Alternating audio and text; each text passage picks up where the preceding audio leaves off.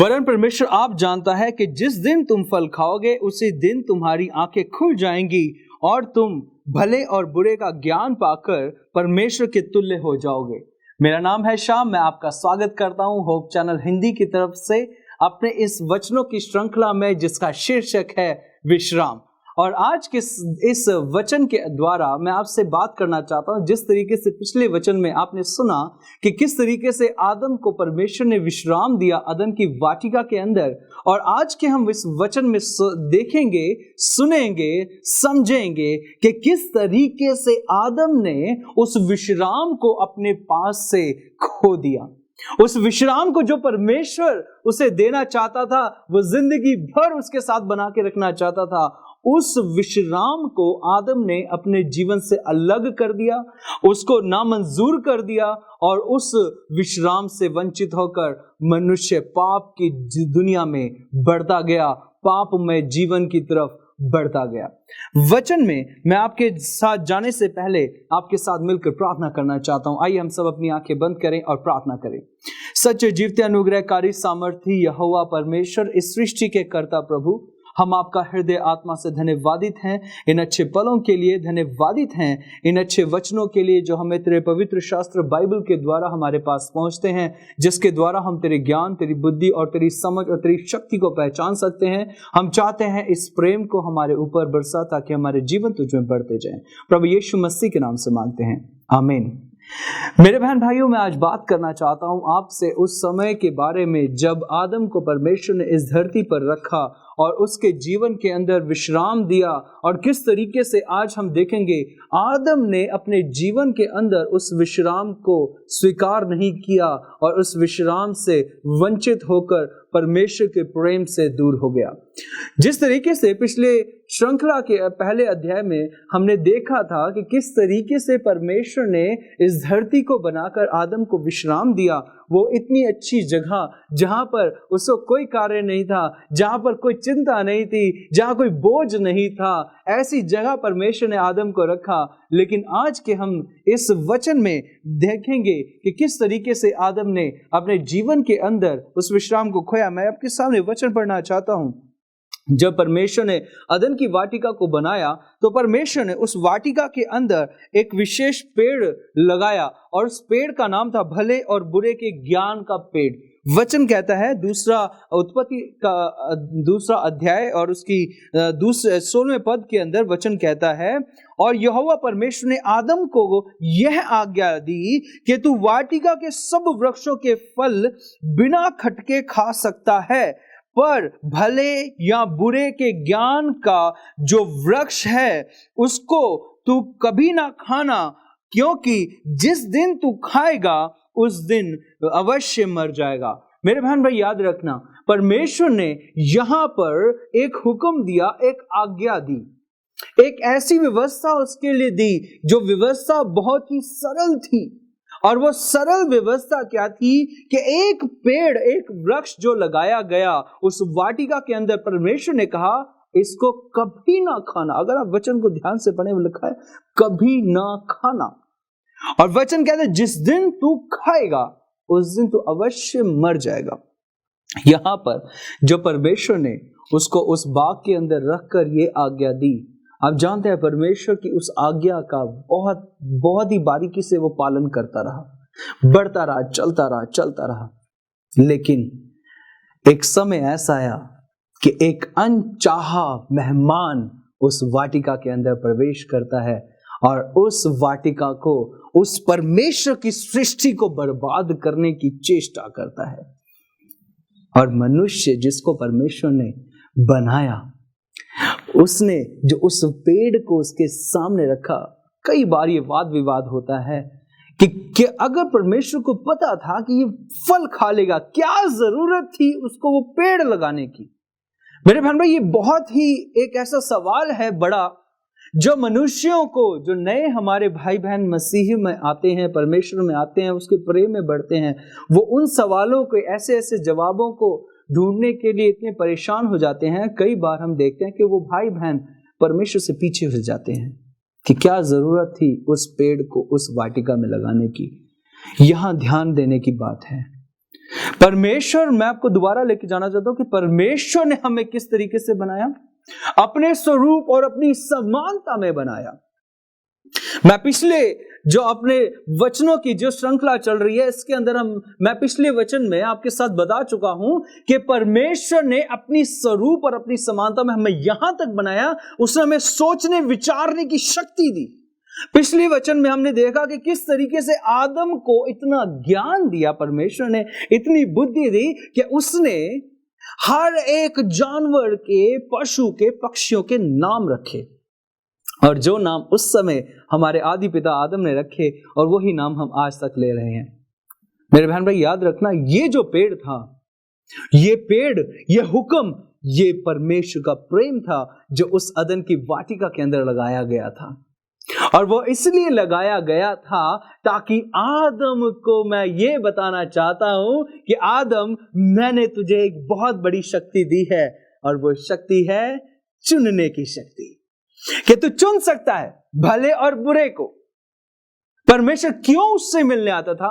उसे दिखाता था, देख मैं कितना भला परमेश्वर हूं तेरे लिए, जिसने तुझे बनाया। वचन कहता है यहां पर, जब देखते हैं कि परमेश्वर के उस अनुग्रह में वो बढ़ रहा था, लेकिन एक अनचाहे मेहमान ने जब उस अदन की वाटिका के अंदर दस्तक दिए, और जब उसने उस आदम की पत्नी से बातें की, तो वचन यहां पर बड़े ही गहरे तरीके से एक बहुत ही गहरी बात करता है। जब परमेश्वर का वचन पढ़ते हैं, जब उस स्त्री से, जो पहली स्त्री बनाई परमेश्वर ने, उससे जब बात कर रहा था शैतान, तो कहता है कि क्या वरन परमेश्वर, वचन अब ध्यान से पढ़ें, यहां पर क्या कह रहा है कि वरन परमेश्वर आप जानता है कि जिस दिन तुम उसका फल खाओगे उसी दिन तुम्हारी आंखें खुल जाएंगी। यह अनचाहा मेहमान परमेश्वर की आज्ञाओं को तोड़ने के लिए एक जाल बिछा रहा था, और वह जाल क्या था? वो कहता है तुम ज्ञानी नहीं हो, तुम्हें सुपर ज्ञानी बनना है, तुम्हें इससे भी आगे बढ़ना है, और परमेश्वर आप जानता है कि जिस दिन तुम ये फल खाओगे तुम मरोगे नहीं, लेकिन क्या करोगे? तुम्हारी आंखें खुल जाएंगी और तुम भले बुरे का ज्ञान पालोगे, और ज्ञान पाकर क्या होगे? परमेश्वर के तुल्य हो जाओगे। मैं आपके सामने पढ़ रहा हूं उत्पत्ति की पुस्तक 3 अध्याय और उसके 5वें वचन में। वचन कहता है माफ कीजिए, वचन कहता है कि तुम क्या हो जाओगे? उसके तुल्य हो जाओगे, तुम उसके समान हो जाओगे। अभी तुम नीचे हो।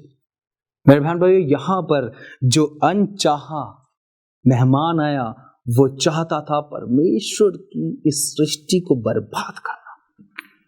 वो चाहता था परमेश्वर की इस खूबसूरत रचना को बर्बाद करना। वो चाहता था कि किसी तरीके से ये रचना जो परमेश्वर ने अपने हाथों से बनाई है, ये परमेश्वर के प्रेम से अलग हो जाए। और जानते हैं क्या हुआ? यही हुआ जो वो चाहता था। वचन कहता है उसने फल खाया, और जब उसने फल खाया तो एक बड़ी अच्छी बात वचन में क्या लिखा है, ध्यान देंगे। वचन क्या कहता है? 6 अध्याय, इसी उत्पत्ति 3 वचन का 6 अध्याय कहता है, अतः स्त्री ने देखा कि वह वृक्ष का फल खाने के लिए अच्छा और देखने में मनभाऊ और बुद्धि देने के लिए चाहने योग्य भी है। मेरे बहन भाई, वो जाल में फंस गई। उस अनचाहे मेहमान ने जो बातें कही उसकी बातों में फंस गई, और जाने के बाद उस बहन ने, उस स्त्री ने क्या किया? उस फल को खाया।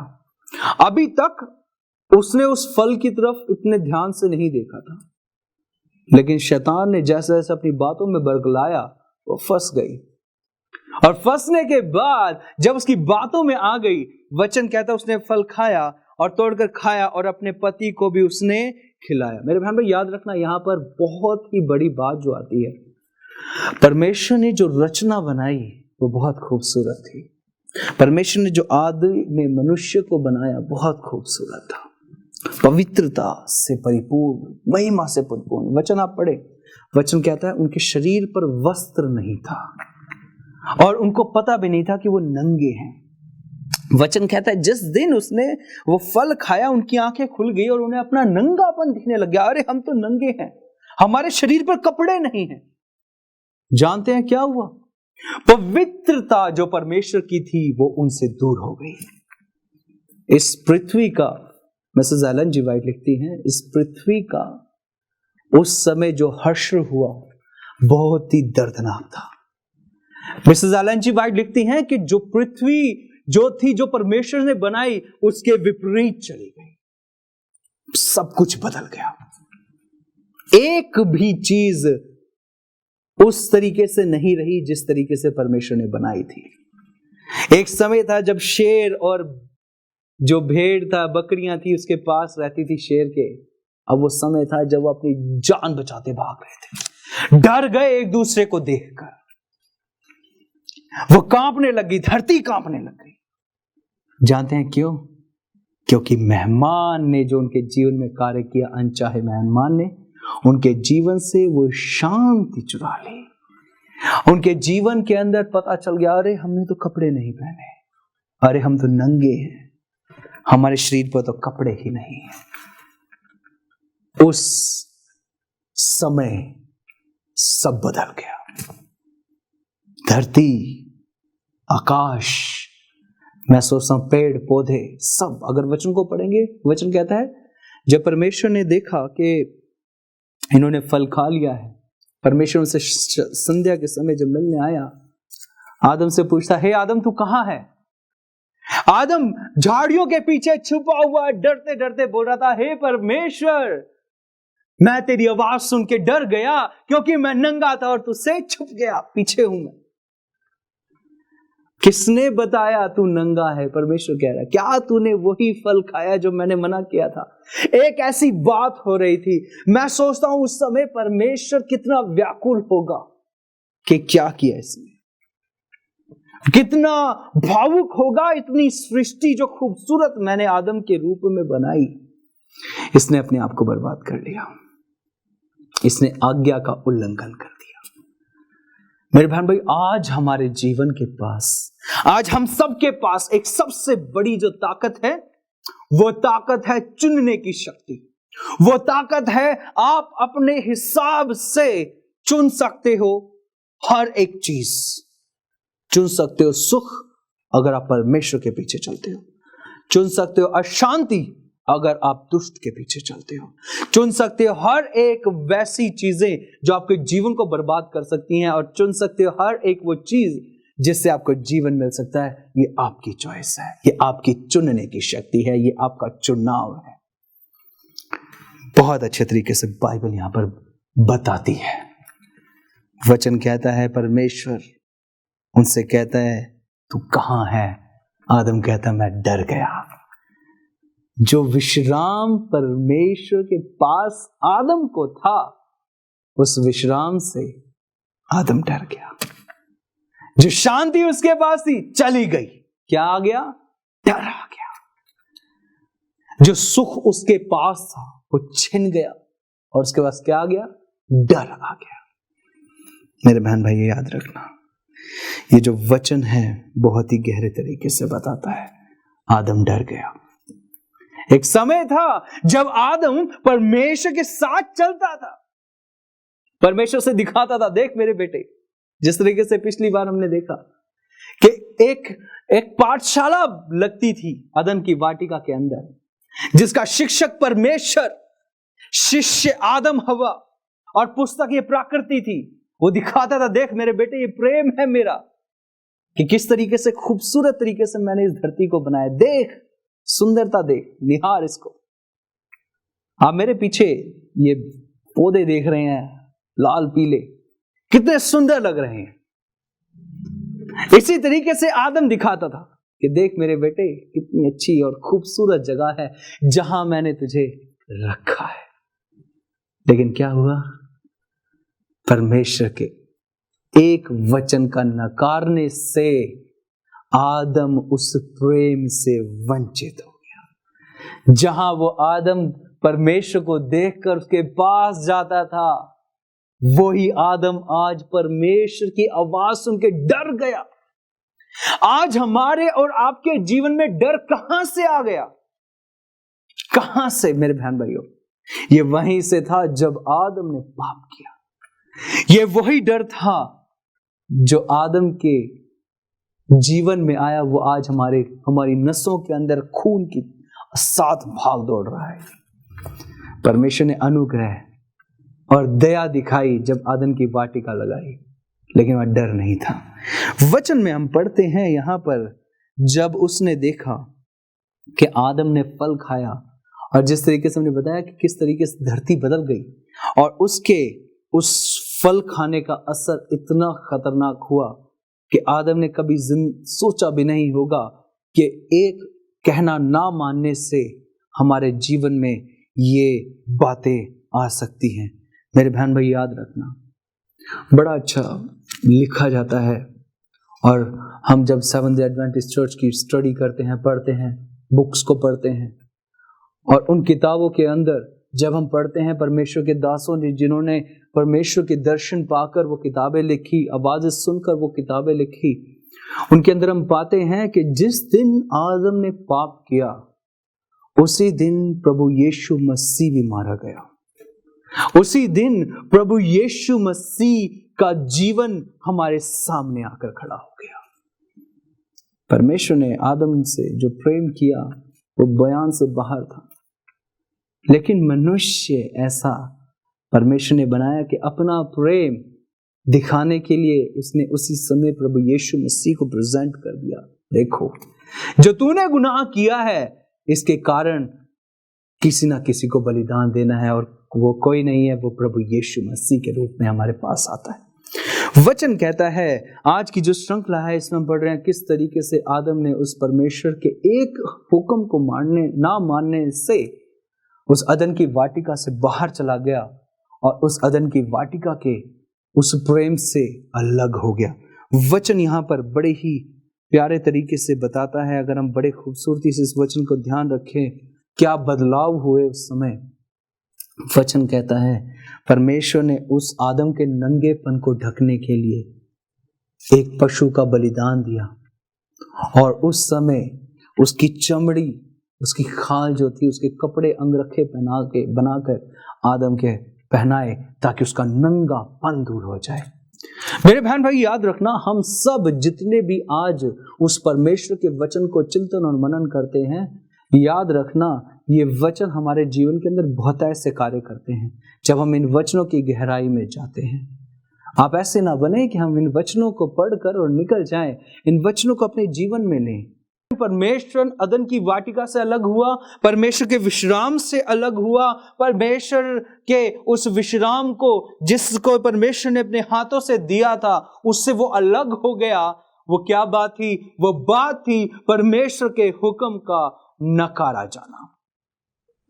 आज भी हमारे और आपके जीवन कुछ इसी प्रकार से हैं, क्योंकि हम भी परमेश्वर के हुक्मों को नकारा करते हैं। याद रखिए, जब नकारा करते हैं, हम कोई काम कर देते हैं तो तुरंत डर हमारे दिलों के अंदर आ जाता है। हम डर जाते हैं, हम कांप जाते हैं, ये क्या हो गया हमसे।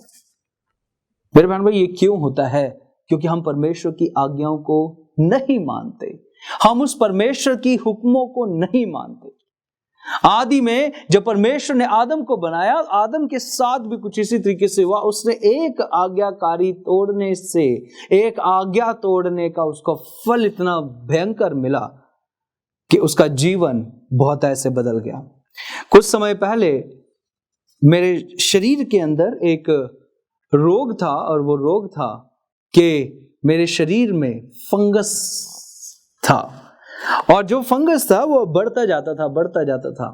और ये फंगस मुझे आया कुछ ऐसे जगह से। मैं एक अनाथाश्रम में काम करता था, और उस जगह पर छोटे छोटे बच्चे थे जिनको मैं टेक केयर करता था, ध्यान रखता था। और उस समय उनकी बीमारी तो थी, मैं नंगे हाथों से उनके ऊपर मरहम पट्टी करता था, और वो वहीं से मुझे कैच हुई और मेरे हाथ में आ गई। और समय मिला एक मसीह डॉक्टर से मिलने का, जिसके पास मैंने सोचा कि इस बार ट्रीटमेंट करवाया जाए, इसका इलाज कराया जाए। तो मैं उसके पास गया और मैंने एक बड़ा अच्छा सवाल उससे पूछा। मैंने कहा, डॉक्टर साहब, ये फंगस आई कहाँ से? उस डॉक्टर ने हंसते हुए मुझे बड़े प्यार से जवाब दिया कहते जाओ आदम के पास और पूछो कि फंगस कहां से आई, वो जवाब देगा। मेरे बहन भाई याद रखना, हमारे शरीर में आज दुख क्यों है, तकलीफ क्यों है? एक उस गुनाह के कारण। लेकिन मेरे बहन भाई याद रखना, आज का जो वचन है, आदम ने उस विश्राम को खो दिया एक गुनाह के कारण, एक आज्ञाकारिता में ना बनने के कारण। लेकिन मेरे बहन भाइयों, हम सब उस परमेश्वर की आज्ञा में, उसके हुक्मों में बन सकते हैं जब हम उस परमेश्वर के पास आते हैं। उसके हुक्म कोई ऐसे नहीं है कि आपके जीवन को जिसमें आप नहीं बन सकते या जो आप नहीं मान सकते। उसके हुक्म, उसके कहने, उसकी आज्ञाएं बहुत सरल हैं। प्रभु यीशु मसीह के पास मैं आपको लेके जाना चाहता हूँ। आज से 2000 साल पहले जब प्रभु यीशु मसीह इस धरती पर थे, उनके चेलों के साथ थे और सदूकी फरीसी उनके पास आए और उनसे पूछा कि हे गुरु, हमें बता कि 10 हुक्मों में मुख्य हुक्म कौन सा है। प्रभु यीशु मसीह ने बहुत सरल और सटीक उत्तर देते हुए कहा कि तू अपने सारे मन, सारी बुद्धि और सारी शक्ति से क्या कर, परमेश्वर से प्रेम कर, और जिस तरीके से तू अपने आप से प्रेम करता है, अपने पड़ोसी से भी प्रेम कर। मेरे बहन भाइयों, आज्ञा माननी बहुत आसान है।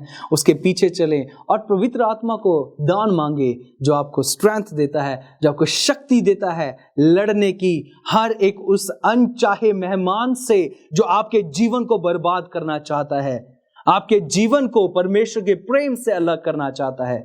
आज वो अनचाहा मेहमान हमारे पास भी आता है जो हमें भरमाता है। उसने प्रभु यीशु मसीह को नहीं छोड़ा, ध्यान रखें। उसने परमेश्वर की उस खूबसूरती रचना को नहीं छोड़ा। मेरे बहन भाइयों, प्रार्थना करें कि हम ऐसी परीक्षा में ना पड़े, ताकि हम जो हैं परमेश्वर के प्रेम से अलग हो जाएं, उसके प्रेम से दूर हो जाएं। बल्कि हमें याद रखना है कि परमेश्वर हमसे इतना प्रेम करता है, जिसने हमारे लिए अपने पुत्र प्रभु यीशु मसीह को दे दिया, ताकि हमारा जो आत्मिक नंगापन है परमेश्वर के सामने वो ढाका जाए और हम उसमें सामर्थ्य पाएं। जो पाप हमारे आदि पिता, हमारे आदम के द्वारा हुई, वो ऐसा गुनाह हुआ जिसके कारण हम परमेश्वर के प्रेम से अलग हुए, लेकिन प्रभु यीशु मसीह के अनुग्रह के द्वारा हम शांति पाते हैं और हम विश्राम पाते हैं। आइए मैं आप सबके लिए प्रार्थना करना चाहता हूँ। स्वर्ग के ईश्वर, आपका शुक्रिया अदा करते हैं इन अच्छे पलों के लिए, धन्यवाद इन अच्छे वचनों के लिए। परमेश्वर, उस समय आदम के नंगेपन को ढकने के लिए पिता तूने एक बलिदान दिया, ताकि उस तेरे बेटे का नंगापन ढके, और इसी तरीके से तू आज हमारे जीवन के नंगेपन को, उस मेरे परमेश्वर पाप को जो हमारे जीवनों में होते हैं, उनको ढकने के लिए अपने पुत्र प्रभु यीशु को इस धरती पर बलिदान किया। इसके लिए आपका शुक्रिया अदा करते हैं। हमारे जीवनों को आशीषित करें, सामर्थ्य करें, ताकि प्रभु हम तुझ में दिन ब दिन बढ़ते जाएं, तेरे विश्राम में बढ़ते जाएं। जो विश्राम आदम ने खोया, मेरे पिता, वो विश्राम हमें देना, ताकि हमारे जीवन तुझ में आशीषित हो। प्रभु यीशु मसीह के नाम से मांगते हैं, आमीन।